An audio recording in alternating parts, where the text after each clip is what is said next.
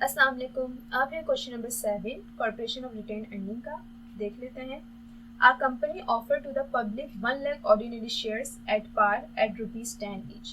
The bank informed that the applications of rupees 8 lakh were received and the remaining shares were issued to underwriters. अब यहाँ पर आप देखेंगे यार ये तो रिटेन अर्निंग वाला टॉपिक है और इसमें जो है वो शेयर्स वाली जो है वो बात कहती है, ठीक है। सो यहाँ पर जो है वो कंपनी को कोई अमाउंट वगैरह की नीड होगी, इसलिए उन्होंने पब्लिक को जो है वो शेयर्स ऑफर किए। शेयर्स कितने ऑफर करे हैं? 1 लाख के शेयर्स ऑफर किए हैं, ठीक है। लेकिन बैंक इन्फॉर्म कर रहे हैं कि उनके पास जो एप्लीकेशन आई है वो 8 लाख की आई है, ठीक है, मतलब 8 लाख आए हैं उनके। तो जो है उनके पास जो एप्लीकेशन रिसीव हुई है वो 8 लाख की हुई है। देखिए 1 लाख ऑर्डिनरी शेयर्स हैं, ठीक है। जब आप इसको 10 से मल्टीप्लाई करेंगे तो इसकी अमाउंट 10 लाख हो जाएगी। तो इसका मतलब हुआ कि भाई 10 लाख के शेयर्स जो हैं वो ऑफर किए थे, लेकिन बैंक ने इन्फॉर्म किया है कि पब्लिक ने सिर्फ 8 लाख के शेयर्स जो हैं वो खरीदे हैं, ठीक है। अब 10 लाख भाई कंपनी जितने भी ऑफर करेगी उतने ही जो है वो मतलब बिकने चाहिए।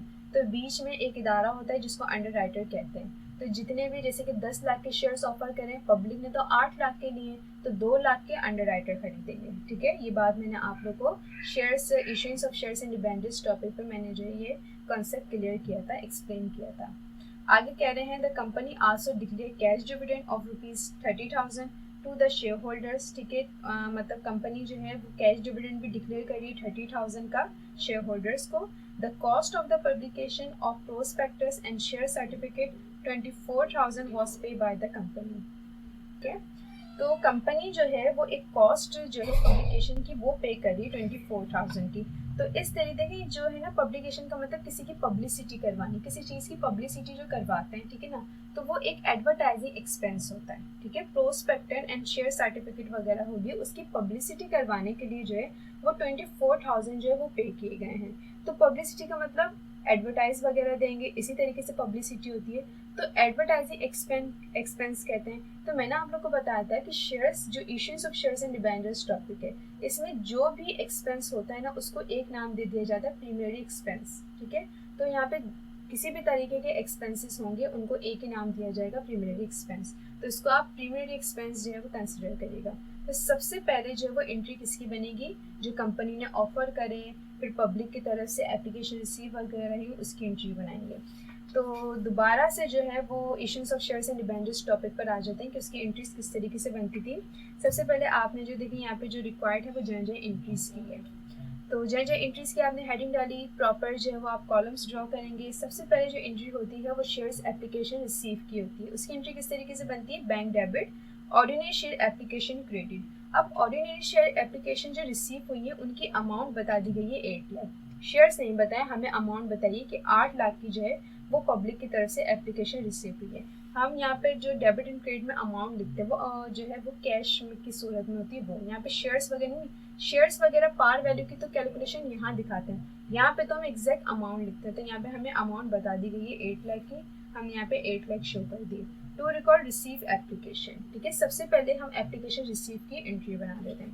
अब 8 लाख के जो है वो अमाउंट जो रिसीव हुई पब्लिक की तरफ से, लेकिन कंपनी को तो 10 लाख रुपए की ज़रूरत है क्योंकि उन्होंने जो शेयर्स ऑफर किए वो 1 लाख के किए। 1 लाख को आप 10 से मल्टीप्लाई करेंगे तो कंपनी को कितने की ज़रूरत पड़ गई? 10 लाख की।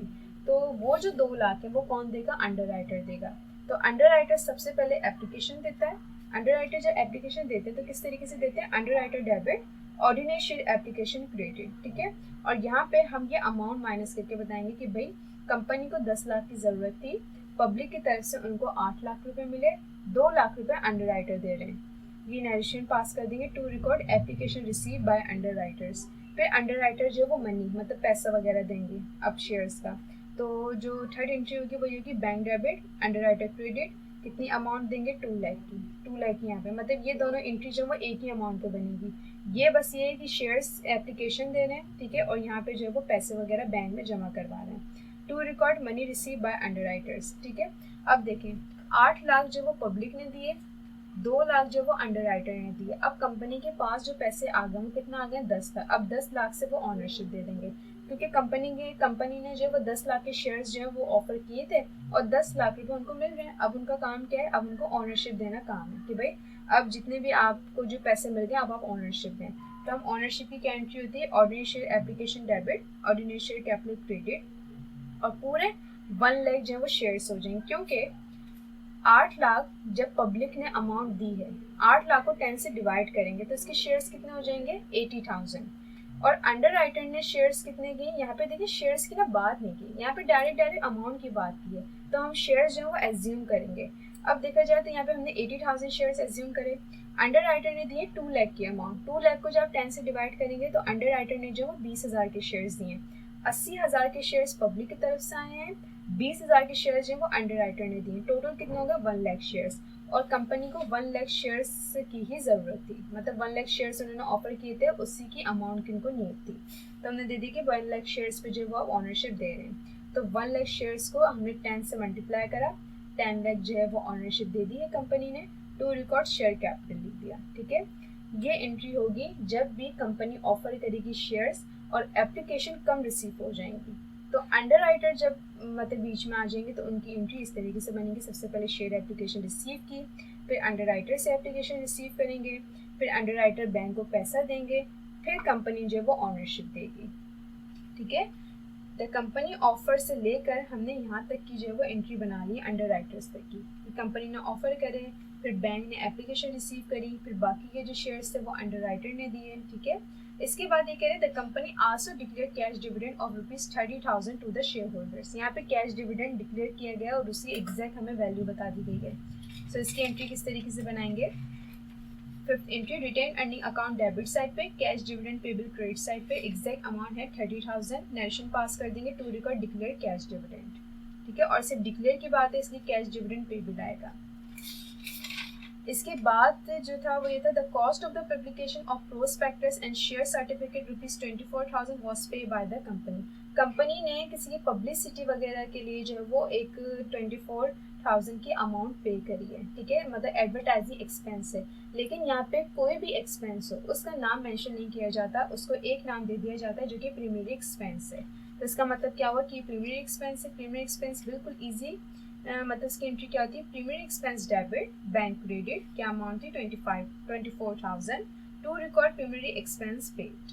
ठीक है, कभी भी प्राइमरी एक्सपेंस की पे की बारी आएगी तो हम बैंक क्रेडिट करेंगे। कभी वो कह दें कि भाई कैश की सूरत में पे किए गए तो फिर हम वहाँ कैश लिखेंगे, वरना जॉइंट स्टॉक कंपनी का जो सारा लेन देन का काम होता है वो थ्रू चेक हो रहा होता है, इसलिए हम बैंक की हर जगह जो है वो कंसिडर करते हैं। क्वेश्चन नंबर 7 पे आपका कंप्लीट हो गया है। क्वेश्चन नंबर 7 जो है वो ये समझ लें कि टॉपिक 6 एंड टॉपिक 7 का जो है ना वो मिक्स करके एक क्वेश्चन बना के दिया है। थोड़ा जो वो इशूइंग शेयर्स एंड डिबेंचर्स वाला लग रहा है और थोड़ा जो है वो कॉर्पोरेशन रिटेन अर्निंग का लग रहा है। ठीक है, तो इसकी जो है वो अलग अलग करके आप मतलब हेडिंग नहीं डालिएगा कि भाई ये इशूइंग शेयर्स एंड डिबेंचर्स का है, ये कॉर्पोरेशन रिटेन अर्निंग का नहीं, इसकी 7 एंट्रीज बनेंगी। सबसे पहले आपने 4 एंट्रीज बना ली, फिर आपने जो वो कैश डिविडेंड पेबल जो डिक्लेयर हुआ है वो उसकी एंट्री बना ली, फिर प्राइमरी एक्सपेंस की बना ली एंट्री। कोई भी एक्सपेंस होगा उसको आप एक नाम दे देंगे प्राइमरी एक्सपेंस का। ठीक है, आप अलग अलग नेम से जो है वो एक्सपेंस यहाँ पे नहीं लिखते हैं, हम एक नाम देते हैं primary expense. So question number 7 भी कंप्लीट हो गया है।